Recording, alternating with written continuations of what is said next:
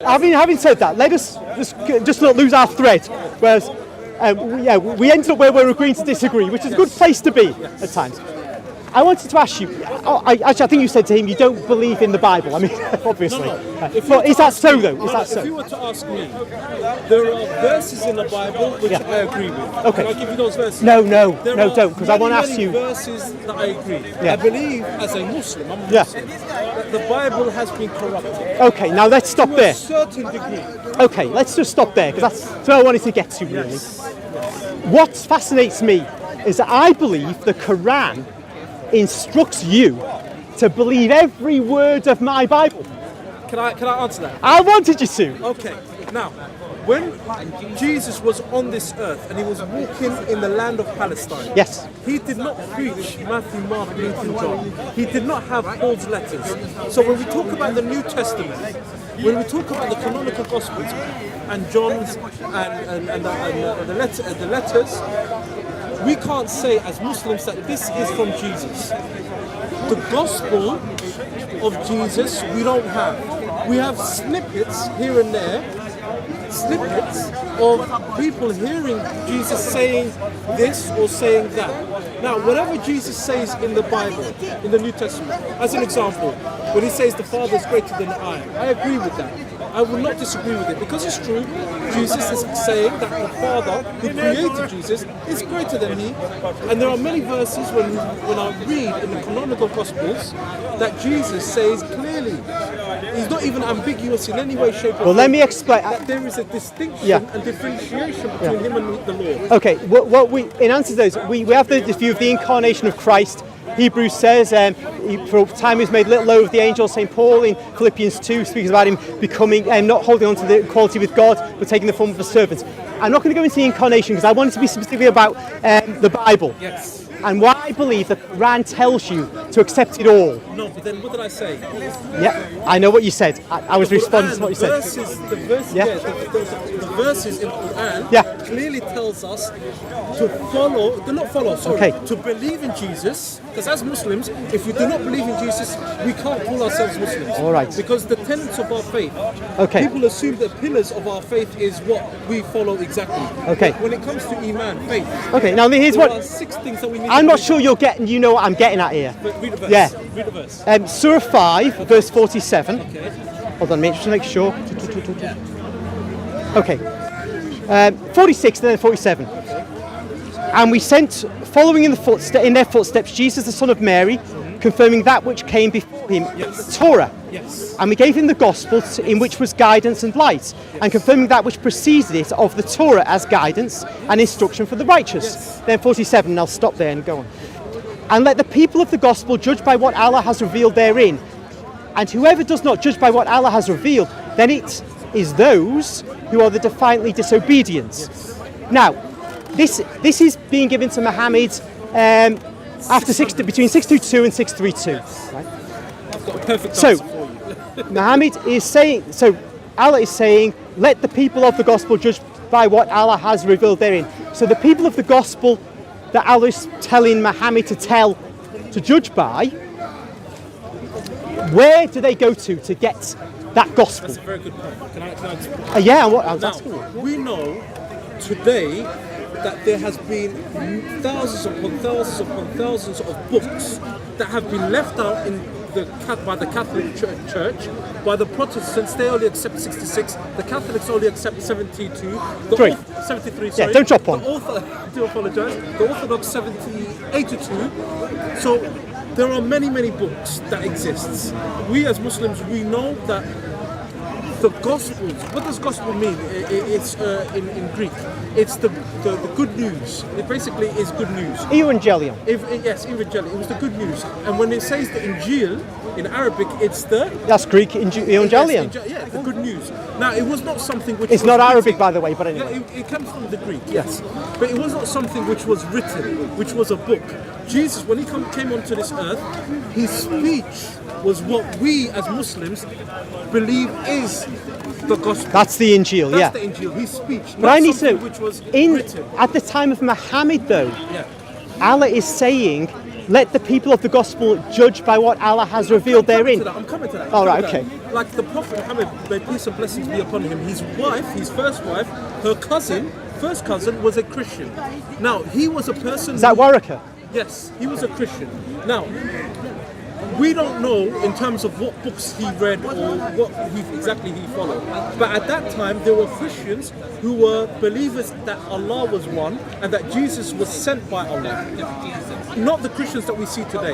And in the Middle East, if you go around the Middle East, you will see for yourself that there are many people that call themselves now Christian, but they don't believe Jesus is the Father, the Son, and the Holy Spirit, the Trinity.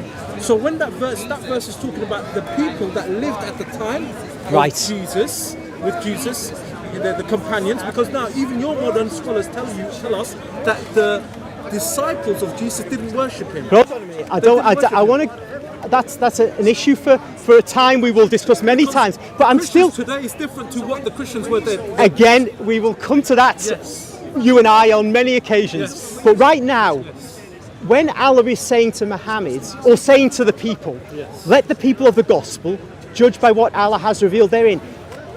To do that, for the people of the gospel to judge by what Allah has revealed therein, at the time of Muhammad's life, when he's on earth, where are the people of the gospel to go to judge by that gospel? Where's the gospel in Muhammad's time? Okay, as I said to you, it was not something which was written, but there were communities of Christians that had the sayings of Jesus. And look, for example, the book of Barnabas. I'll give you an example of the book of Barnabas. There are many, there's two Barnabas. There's a letter of Barnabas, There's which two, yes. which The I've letter- got, yes, and it's a medieval forgery. There are various things in there, and Muslims don't. Well, some Muslims choose to try and rely on it, but even if it's a medieval forgery, it doesn't destroy Islam. I just believe it's a medieval forgery. I still want to know for you to focus on the gospel But you're not- at the you're not- time of you're- Muhammad's time. Okay, but you're Go not- on. Yes. Go on. Look, we as Muslims believe that the message Jesus preached still existed then. Yeah. Existed then. It didn't totally disappear. Okay. But what men did was Yeah. they changed his sayings and his words. Now, as I said to you, it does still exist. And there are communities out there that solely believe in what Jesus preached. But it's not the modern day Christians that follow Paul. Because when we look at the modern Christians today, they have ignored everything that Jesus Don't preached. worry about the modern Christians. We're just going to stay in Muhammad's time, because it's in Muhammad's time this is revealed. But this is what I'm saying to you. There were communities of people Now- who followed what Okay. Jesus... How can you judge? But then what is this How can the Quran now? people of the Quran gospel? is the criteria now to decipher what is the correct and what is the incorrect teachings of Jesus. Okay, the Quran does that, right? So that's in your the view. criterion. However, That's the in the Quran, Yes. it says we gave him, Jesus, the gospel, in which was guidance and light. Agree. So then, but then Allah is saying, let the people of the gospel judge by what Allah has revealed therein. So if it's saying he's revealed something therein, it has to be this gospel which Allah has given I to see Jesus, that? Can I see the which is Arabic? guidance. Can I see No, the I've only got. I tend not it's to just bring the anything with English. Arabic Okay, see. because that means nobody can accuse me of abusing the Quran, because this is just entirely English, and it's a Muslim. And lots of Muslims love this Sahih International version. What we need to do first and foremost, when we're reading the Quran, you need to read it in Arabic. You know what I've got? It's in I've Arabic. got another version, and I've got the Yusuf Ali version, Okay. and then there are versions online, there's- and they don't have you depart ever from read this tafsir? really. Have you read the tafsir? No, I've not read the tafsir. Okay. No, so that's I would true. advise you to first and foremost get an Arabic reader to read it.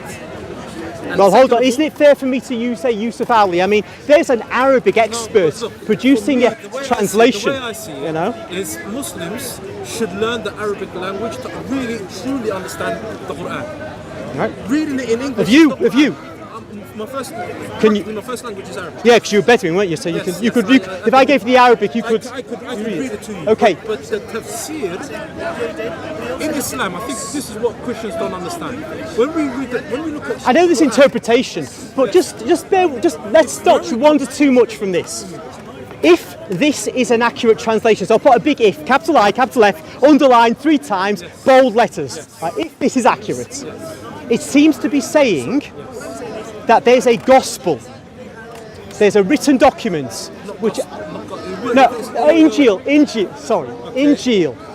There's an Injil, a document. As well. It's not clearly saying it's written. Well, actually, it said Allah is saying we gave him the gospel in which was guidance and light. If it's in which, it's something external to Jesus, which was given to him. And I understand Muslims saying in the Injil was given to him. But his speech could be. And it says this Injil confirmed that which preceded it of the Torah as guidance and instruction. So it has to be something that's a guidance and instruction. No, it could be verbal. No, because when Jesus leaves the earth, it's no longer there. It has to be assigned to writing. This is where the issue is.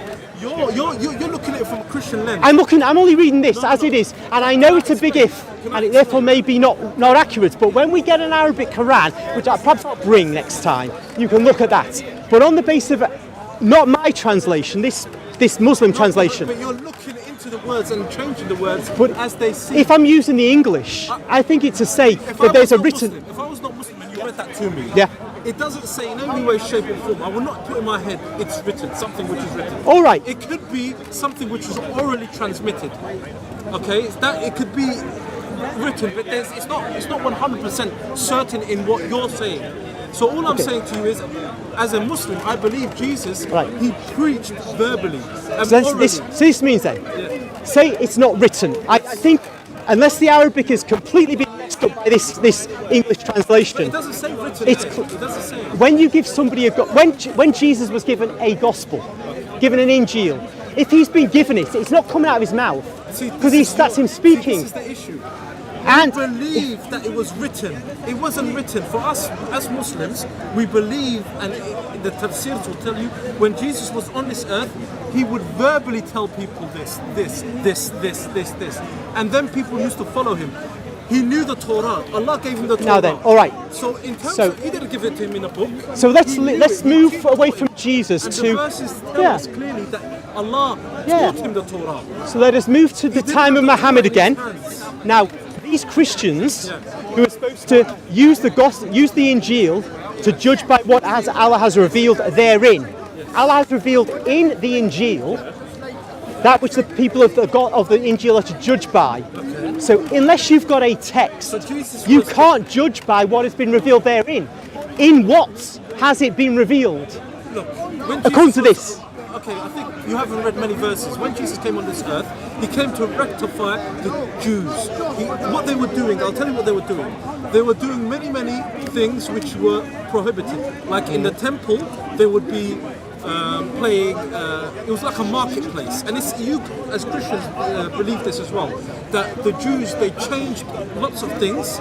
They added lots of things to the religion. So Jesus came to rectify their behavior. So Allah is saying to the Prophet Muhammad, may peace be upon him, that the Christians, not the Christians, sorry, Isa, the Jesus, he came and he wanted to rectify them. So what you're talking about is his speech in rectifying the people that were doing wrong.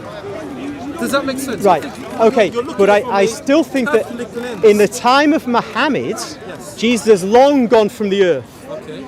If Allah is saying to the Christians of Muhammad's time, look to the gospel to judge by what Allah has revealed therein, they have to have something. They can't just go to somebody who's got oral information that's been apparently handed down for 600 years. I've never said that all Christianity is wrong. No, I'm not saying that. It's not about that. It's about how the Christians of Muhammad's time can judge by quote what has been revealed therein. There seems to me. Where Allah tells the Prophet Muhammad, may peace be upon him, that he is the final messenger.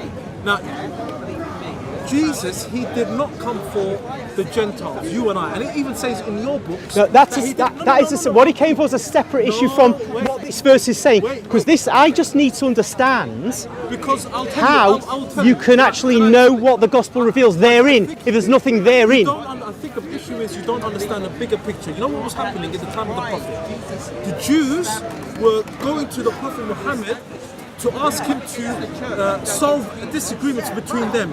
And then the Prophet would say, you know what, look into your books, because what was written in their books was, if a person commits adultery, they should be killed. So the prophet, what they were doing was they wanted the prophet to say, no, none of you guys will be killed. I will change the solution for adultery. No, the prophet was telling them, the Jews at that time, no, look at what your books say. So you need to look at the bigger picture. It's not. I've got a bit of the bigger picture, a bit more of the Quran. Okay.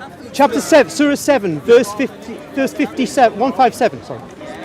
Those who follow the messenger, the unlettered prophets, whom they find written in what they have of the Torah and the Gospel. Read the It's written in what they have of the Torah and the Gospel. Who enjoins upon them what is right, and prohibits them from what is wrong, and makes lawful for them what is good, and forbids them from what is evil, and relieves them of their burden and the shackles which were upon them. So they who have believed in him, honoured him, supported him, and followed the light which was sent down with him, it is those who will be successful. So here we have Allah saying, those who follow the messenger, whom they find written in what they have of the Torah and the Gospel. So the written Gospel. No? Look, in the Torah, it clearly tells us that there will be a prophet that will come. A prophet will come. And the Quran I'm just saying he says it's written Gospel. Written Torah and written Gospel. That means, yeah, 157, the first 2 or 3 lines. 157. Yeah. Those who follow the messenger, the unlettered prophets, whom they find written, yes, please, yeah, find written, see, i.e. described, see, look, it's saying they find written, i.e. described. See, this is, for me, when I read this in English, for me, it's not the Qur'an. The Qur'an is in Arabic. Okay, so what we're doing, remember, we're just looking at this and deducing what we can from this English translation by Muslims. If it's inaccurate, we can deal with that another time, but for today, Let me just take the quotes. we've only got this right now. You may have another one, or he may have one. Let me just take the quotes.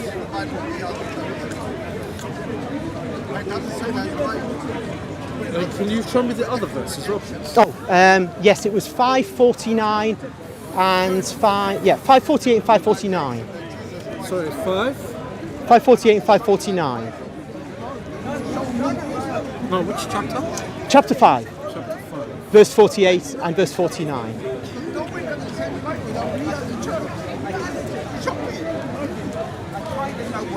See, this, I think, which ayah was this one? Which verse? This one is chapter 7, verse 175. 175. No, sorry, 157. 157.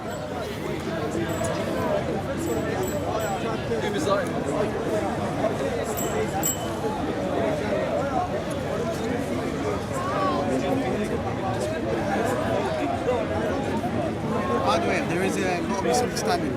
Chapter 7, verse 157. Okay. We see that the Quran depicts in 2 different forms. So the Torah, that is the real revelation given to Moses and Jesus, respectively.